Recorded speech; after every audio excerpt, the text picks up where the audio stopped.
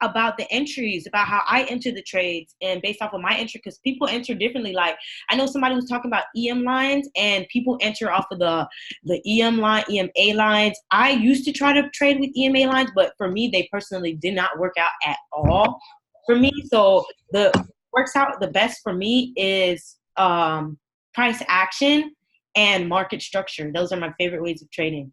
Price action and market structure. That's why I love trending pairs so much, because market structure is so easy to identify on trending pairs.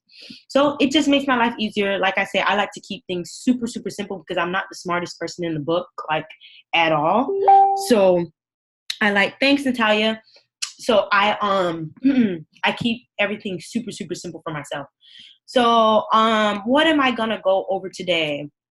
I don't have like a agenda or anything that I want to particularly go over, but I guess I'll just look at the market because I haven't looked at the market since yesterday. This NJ looks really good too. That's what I'm waiting for.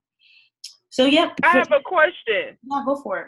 It's a holiday Monday, so it's the U.S. pairs because I think it's Veterans Day. So the U.S. pairs is the ones that we're not going to trade, correct? Yep, they're going to be like super slow because the bank is closed. All Well, right. the bank is closed on Veterans Day, right? Yeah, it's a bank holiday. Yeah, if the bank is closed, then it's going to be like super, super slow. There won't be any type of movement because Wall Street's closed, and those are the ones that push the market. So if it's closed, it's going to be so slow. So it's almost pointless to trade any USD pairs. But does anybody have any particular questions that they want me to go over? You guys just want me to go over some pairs or like anything in particular? Because I honestly don't know what you guys want me to go over. And Natalia, did you want me to go over some more market structure with you? Yeah, let's do market structure. Okay. Sounds like a plan. All right, let's stay on NJ. Let's just go back in time. I'm going to just pick a random day. That's how you back test. Just pick a random day. Okay. Zoom always slows my computer down. It's like, it's too much stuff on here, I guess. Not my computer, because I don't really have anything on my computer. It's just the Zoom takes up a lot of space. Why is this not working? I believe me, where I am right now is where I need to be. My past is not determined. Okay, computer. Whew, I'm cold. This fan is just sitting on me like. Oh, I forgot I'm doing laundry. I gotta.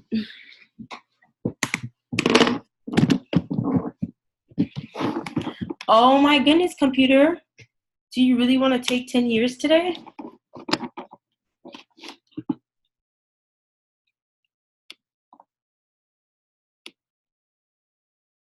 Okay, now this is weird.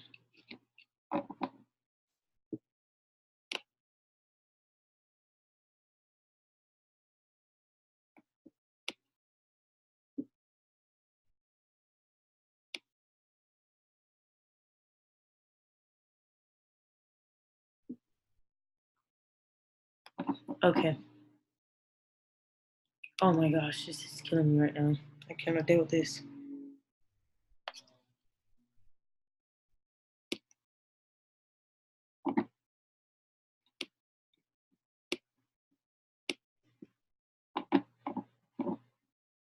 Sheesh.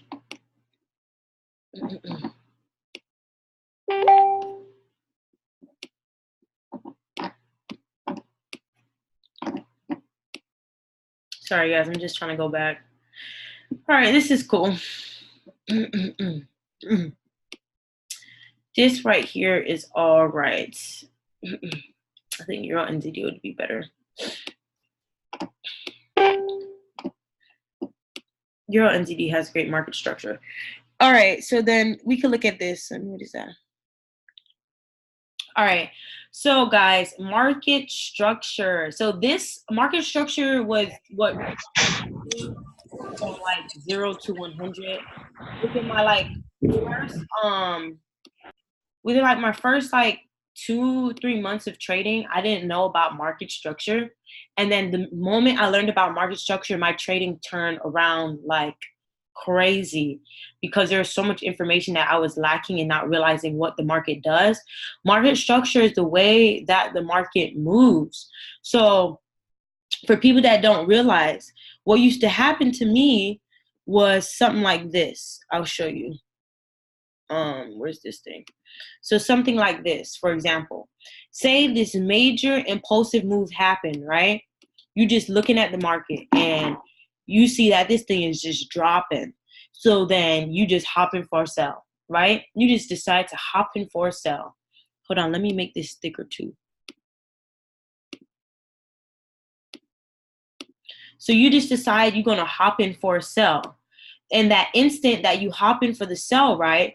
Look at what it does. It starts pulling back and going all the way back. So I used to be so frustrated because I was like, every single time I get into a trade, this thing like pulls back like massively. Not that little, you know, when you first enter a trade, it starts in a negative and you're just down a little bit and it keeps going up and down, up and down, up and down, up and down. You fluctuate. Not that. I'm talking about full blown, like the market is just going the complete opposite way. I'm like, this makes no sense to me. Like, why is that as soon as it starts going down, it's just flying all the way back up? And that is because it's market structure.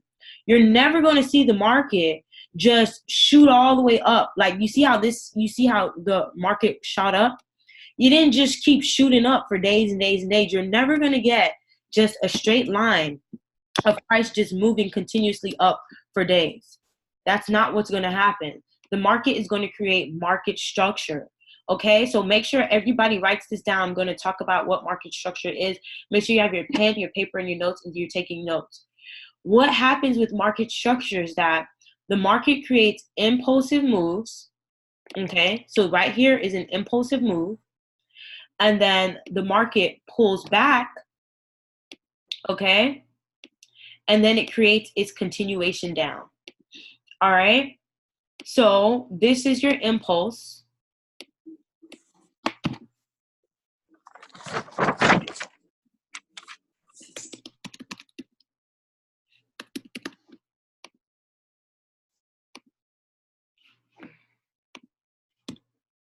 That's your impulse. This is your pullback.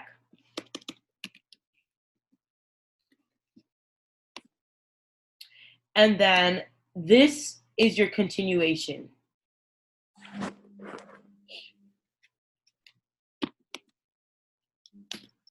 I really didn't like how slow my computer goes with Zoom. And this is your continuation.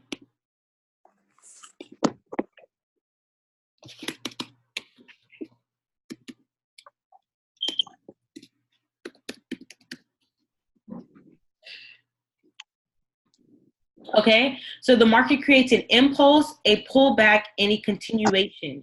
Your goal is always to enter a trade, okay? Write this down. Your goal is always to enter the trade at your pullback, at the top or the bottom of your pullback, okay? At the top or the bottom of your pullback. It's going to be at the top of your pullback if you're on a downtrend. It's going to be at the bottom of your pullback at an uptrend, on an uptrend. And I'm going to show you examples of this in the market, okay? So now, let's take this to the market, guys. So what are the 3 moves that are created during market structure? And you guys can write in the chat or mute yourself or whatever you want to do.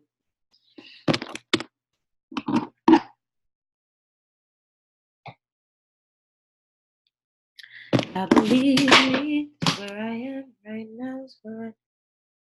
So what are the 3 moves, guys, that the market needs to create?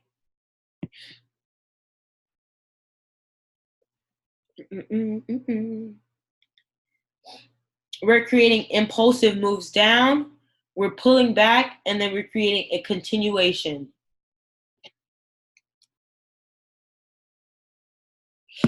All right, so that's what market structure is. So now let's take that to the market. All right, let's take it to the market.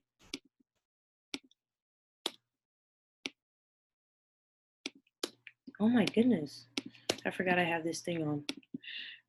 Okay, oops, what's happening here? Awesome, Latanya, impulse pullback continuation. Awesome, that's what you're looking for. So now, when I pull up a chart, that's exactly what I am identifying. That is exactly what I am looking for in a market. Okay, so let me put my replay on.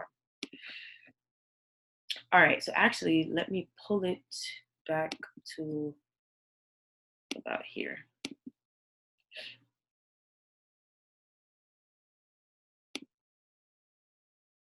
Okay, awesome. So now this is where I'm identifying it in the market. If I look at the market here and I'm looking at this, okay, I'm going to look at it and I'm going to say, okay, cool. I always, if we're on a downtrend, I always start all the way at the top and I work my way down so that I can know where price is at and what we're expecting price to do. So I see we have an impulsive move down here.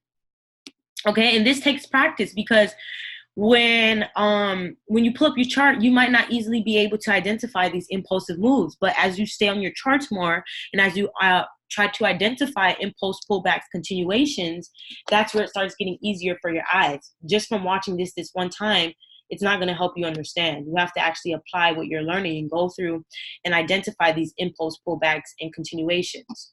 So here was an impulsive move up. Okay. And here's this pullback. All right. So at the top of this pullback here, this is now considered to be your last high. Okay. So that is very important. The reason why this is very important, the reason why you need to know this is because, okay, this is what's helping you identify if we are still in a downtrend or not. Okay. If price breaks through this last high, this where this pullback was, we are no longer in a downtrend and our trend is no longer valid. Our downtrend is no longer valid, okay? That's if price breaks this last high. But as you can see, price did not break this last high. It created a continuation, okay? It created a continuation. After that continuation, it's going to create another pullback to create another continuation. So like I said, the goal is to always enter at the top of your pullbacks. But now the question is, how do you know when your pullback is over? Okay? How do you know when your pullback is over? Because that was my biggest question. I was like, I understand market structure. Okay? I get it. I understand market structure. I understand that price has to create impulse pullback continuation. But when do I know when the pullback is over? Okay? That was my biggest question. The way that I know that my pullback is over is based off of previous price. And I'm going to explain that to you and I'm going to show you that. So like I said before, we have this impulsive move here. We had this pullback here. Okay? And then we had this continuation. So you pulled up your chart, okay, and this is exactly what you see. You identified this. You're like, okay, impulse, pullback, continuation, continuation, and then another pullback. So now you're like, okay, I know we're supposed to enter at the top of the pullback, but how do I know if my pullback is done or not? Okay, the way that I know that my pullback is done or not is because of this. I gotta erase these or make these smaller because they're kind of in my way. Why doesn't it just give me the option? Oh, here it is. I believe in me where I am right now. All right. Okay. So the way that I know that my pullback is over is because you see how we have this swing high? This is called a swing high because it impulsed down and then it swung back up. I always put a line at the bottom of the swing. Okay? At the bottom of the swing, I put a line. The reason why I put a line at the bottom of the swing is because I need to know when price breaks through that and gives me a retest. Okay? And the way that I know that I have officially retested is now based off of price action. Like, that is all I'm looking for. Because I looked at price previously to the left and I see that price previously came here and stopped, okay? Now all I'm waiting for price to do is, after it makes this continuation, I want it to pull back and give me some nice bearish price action, okay? That is all that I would have been looking for. So for this particular trade, for this particular pair, I've identified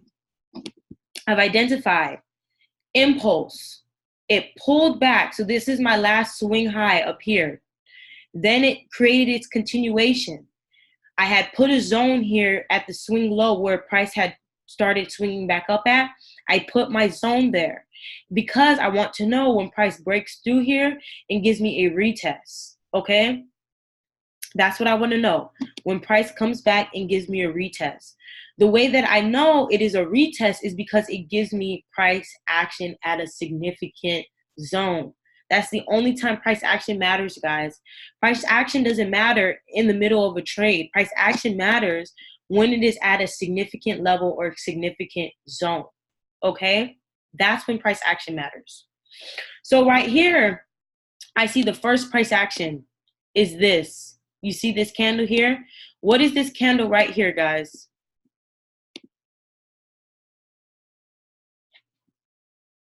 What type of price action is this? Is this price action telling you to go sell, or is this price action you telling you to buy? Telling you to sell because Yes. of the wick. Exactly. We're only looking for bearish price action at this point. That's the only type of price action we're looking for. So if you drew out your price action, candlesticks, you need to have two piles, one for bullish price action, one for bearish price action. If we are in a downtrend, we should only be looking for bearish price action. So those are the cards you need to be having up in front of your face so that you can see at the moment what price action is formed. Okay, so like I said, I like to draw lines there because price doesn't always respect the last low. A lot of times, because guys, remember this. Remember what I said about price being up here. Until price breaks this and retest, we're still bearish, okay? Until price breaks that. So this is the two options that price can give you. I'm gonna show you. Oh, that's telling me my laundry's done already? Wow. These are the two options price can do. Actually, let me replay this. Okay? I'll show you guys. All right, so let's say that never happened yet. We pulled up our chart. Let's remove this, okay? We pulled up our chart, okay? We've identified impulse, okay, pullback. This was the last swing high. So we have our swing high right here. And then we see a continuation, okay? Like I said, I always like to mark a little zone here at the bottom of that swing because this is now my plan. I'll show you my plan now. I always, always, always do this. Now I'm telling myself, okay, impulse, pullback, continuation. What is coming after this continuation? What are we looking for? Impulse, pullback, continuation. What are we looking for now?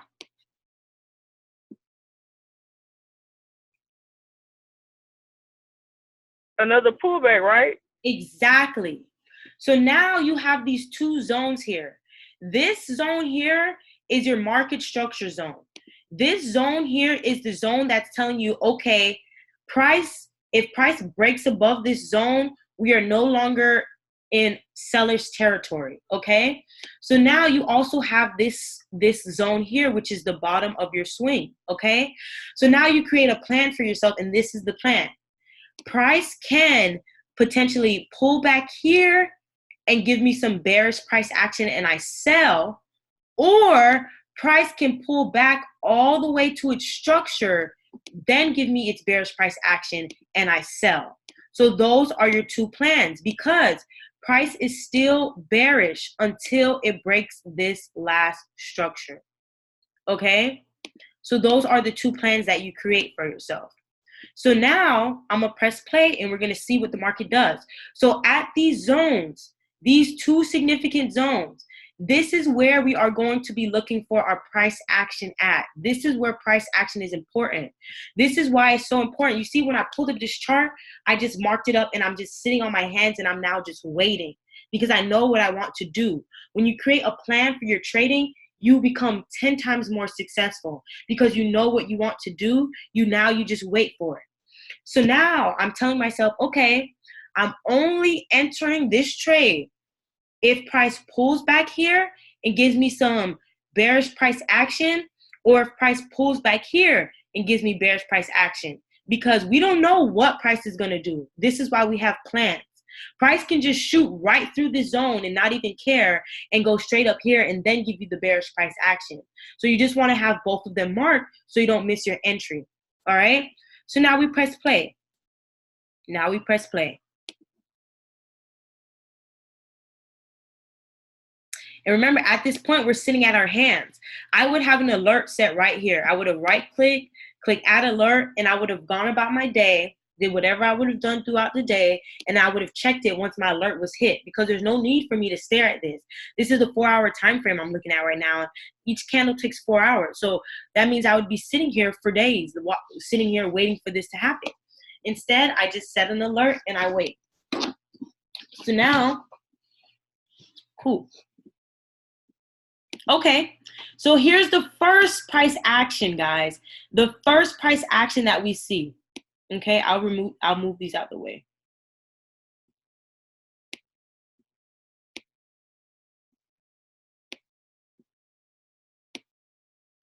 Oops. Okay. This is the first price action we see. So, who here still hasn't gone through the price action, training? I think that's what I want to do. Sign you guys for some homework. If you haven't gone through price action yet, I want you to go through price action. If you've gone through price action already and you did not actually draw them out on a piece of paper or flashcards, that's what I want you guys to do, and then post it in the chat. And if you did already, post that in the chat, because what people don't realize is that people feed off of what other people are doing.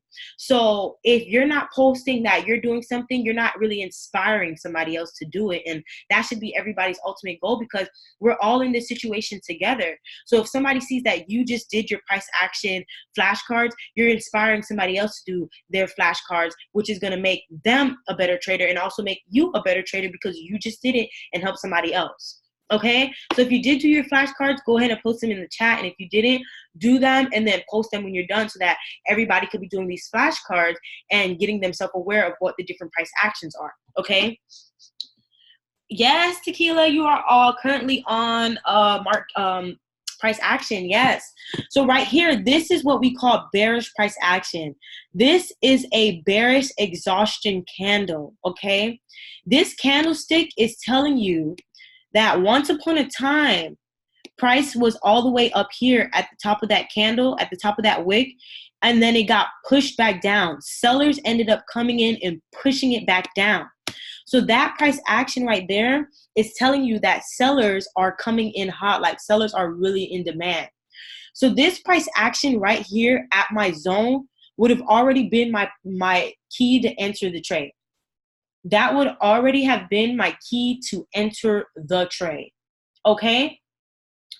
Now, okay, after I would have pressed sell after this candle closed, because when you get confirmation, when you get price action on a higher time frame, that's more confirmation that it's actually going to do what you want it to do. When you're looking at price action on a lower time frame, you get prone to more fake outs that way, because the price action, you could see like an exhaustion candle on the 15-minute and it doesn't even drop for the sell. It just goes the complete opposite way. The 4 hour and the 1 hour give you more confirmation. Okay. So now right here, I'm going to put a little circle here. This would have been my entry. I would have pressed sell right here. As soon as this candle closed, I would have pressed sell. Okay. And this was that was at 2 o'clock my time. 2 o'clock my time, which would have been like 5 or something, 5 in the morning, I think. 5 in the morning on the Eastern time. And some people are not up at that time. So guess what? If you missed your entry, you wait for the next entry. There's a lot of entries that I've missed because it happened at the 2 a.m. hour that I'm sleeping.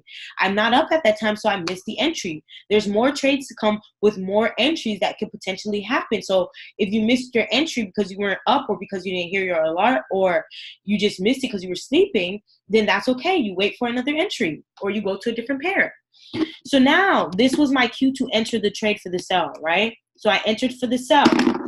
Now, guys, I entered for the sell. Where's my stop loss going to be? Does anybody have an idea of where my stop loss might be?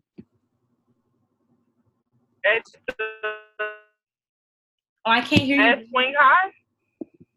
At the last swing high up here. Everybody going to put their stop losses right here, okay? And that's not where you're supposed to put your stop loss. Your stop loss needs to go above the last swing high. This was the last swing high.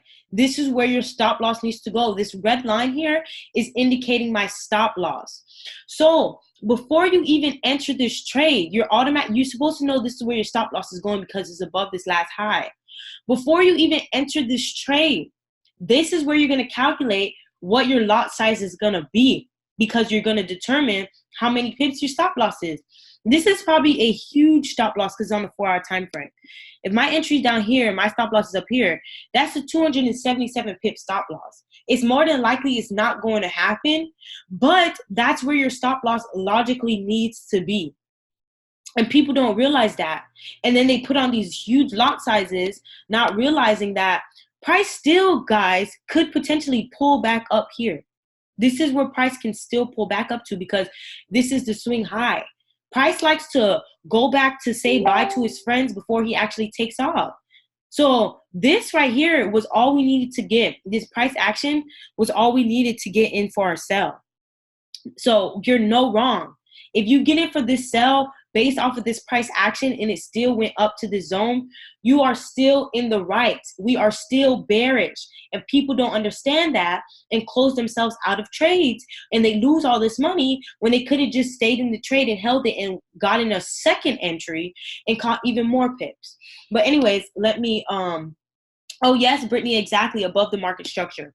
So now, this was my go-to to enter for the sell, right? This candlestick right here. So now let's see what price does.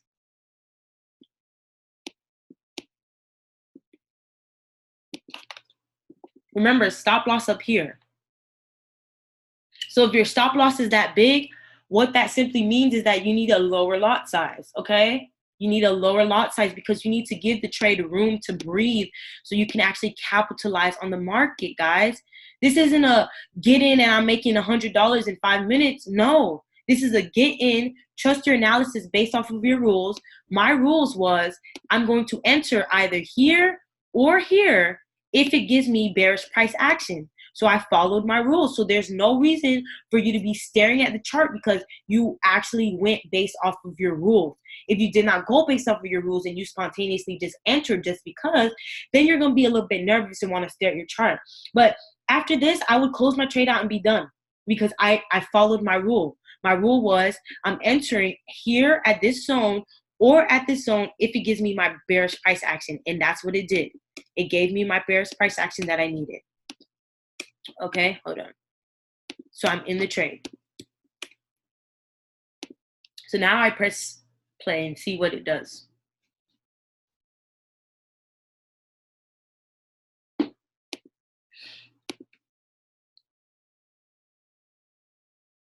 I believe in me, where I am right now is where. You see, imagine somebody that would have had their stop loss like right here. They probably would get knocked out the trade.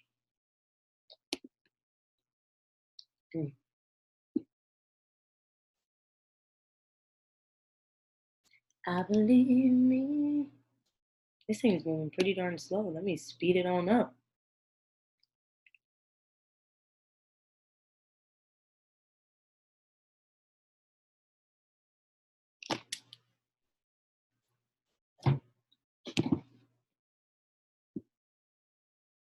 Bam, now you in profits, baby. You in profits now. Remember, we enter here, so now you're in your profits.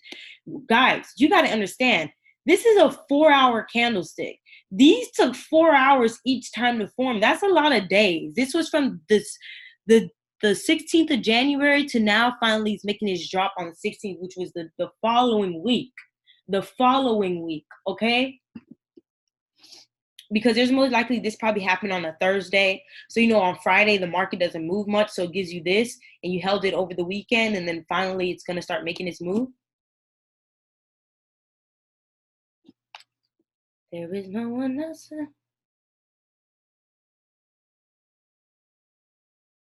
But look at this. This is your profit, guys. This is your profit of you being in profit. And this is a solid amount of pips, actually. Oh, gosh, look at that. 187 pips. Imagine that, y'all. Imagine that. You are, hold on. Okay, let me see. What's happening here? All right. So like I said, somebody probably would have had their stop loss set right above this zone, and they would have got knocked out and then cried about why they didn't make money or why their trades keep losing and they don't know what they're doing. When they do know what they're doing, but your stop losses are too tight. It needs to be above the last structural zone, right? So I'm going to erase this because we don't need it and it's just distracting the screen. We identify what we're doing here. It came up to this zone. Okay. And now I learned this from the training, which I thought was amazing. When price officially breaks this low, okay, when price officially breaks this low, okay, we can now move our structural zone down, okay? This is the last swing high. So now our structural zone is up here now, okay? Now this is where our last structural zone is at. So say, for example, you're still in the trade, still holding the trade because it never once told you that we're going bearish yet. You can now move your stop loss down here. And you're still in the trade now, guys. You guys are still in the trade. You're up about 190 pips. Or actually, you're up about 116 pips, okay? You're still in the trade. You could erase this now because you got your entry off of that. It's not relevant anymore. And then you go back through and identify market structure. Impulse, pullback, impulse, pullback, impulse, okay? After this impulse, what are we expecting? We're expecting a pullback, okay? This was the last swing low, so I'm having my zone here, but I'm also telling myself, price can either pull back to this zone. Hold on, okay. This is my last swing low now. So you see, guys, how I moved it, right? First, our structural point was here.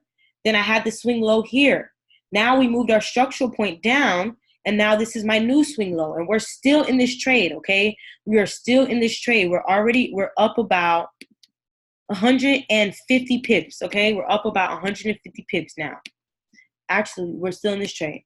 So now I marked this zone because price officially broke through it. That's all I was waiting for. I was waiting for price to officially break through it, okay? So when price officially broke through this, I'm now telling myself, okay, price can either pull back up to here, give me some price action, some bearish price action, and I sell, or price can pull all the way back to my structural zone and then drop, okay? I personally wouldn't want price to pull back all the way up to my structural zone again because I'm already up 160 pips, and if price pulls back up to my zone, I'm gonna be back in the negative. Okay, but I have a question. Go for it. Okay, so you see where your zone is at. Let's say it does pull back all the way right there, but let's say if it breaks that zone, does that mean that now we in a reversal of the market? Yep, you're in a reversal. So you would close out of your trade and you would sit on your hands and wait to see what price does, because sometimes they fake reversals. So say, for example, price like broke out of this. This is a candle, right? Say it broke out of it. Now you're like, okay, you're done out of this trade. The bias has changed. We're no longer looking for sells, but we're not going to get into just a buy. We're going to either wait for price to retest this to get in for the buy, because a lot of times what the market does, especially USD CAD is known for that. It'll break out of the zone and then fly right back in. And it'll be like, what the heck? So that's why you always wait to enter for the buy. If you wanted to buy this, you want to wait for that retest candle. Does that make sense? Yeah, that makes sense. Now, question with the doji. Well, the doji is the one that signals us for reversal, correct? No, your doji is like indecision. So it's kind of like okay. buyers and sellers are fighting, so you don't really know what the market wants to do.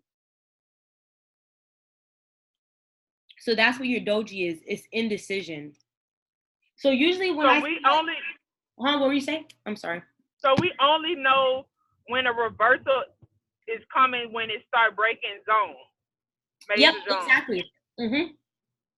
When it completely breaks the zone and it retests the zone. That's the key. You want to wait for a complete break of that zone and a complete retest of the zone. Oh, Brittany said, so usually how often do you update your zones like the instant? Probably once or twice a week. Brittany, I probably update my zones once or twice a week. Like Euro USD, I didn't update any of my zones because it followed structure so perfectly that I was able to whatever. But yeah, once or twice a week is when you update your zones with if you're looking at structure on a higher time frame. Because the thing about high time frame is that you don't need to be at your charts 24/7 and you can go about your day, which is what most traders are. They're like higher time frame traders because that's what allows you to get your time freedom. Oh shoot, there's less than a minute left. In this scenario, would you take some profits or hold? Oh, in this scenario, you can actually move your profits into stop loss if you want to. But I don't necessarily, I necessarily would still be holding this trade. I would be holding this trade still because it is still bearish. Until I get price to tell me that we are no longer bearish, I do not need to get out this trade. Okay, so like in the market structure training, was it market structure? I don't remember. No, the risk management trading. Cody did like the best explanation of how to exit your trade with market structure, and that's if it completely breaks a retest. He said about 95% of the time, you're going to get the maximum amount of pips, but the other 5% you might not. For example, you see how we entered the trade here. This was our entry right here. So say, for example, if price ended up pulling all the way back up to the zone and it like broke out and it tells you that our bias is no longer bearish, you lost profit on that trade because this was one of those structures that you lost profit on. There's other structures where it'll pull back and it doesn't even pull back nowhere near to the zone. So you can capitalize on that little bit of those profits. But yeah, he does a really good job at that. It's in the risk management training if you haven't gotten there yet. That's like towards the end. So yeah, this is what I'd be telling myself. I'd enter this trade if price pulls back and gives me bearish price action here, and if price pulls back and gives me bearish price action here. And this is the thing this is where their mindset eats them alive. Because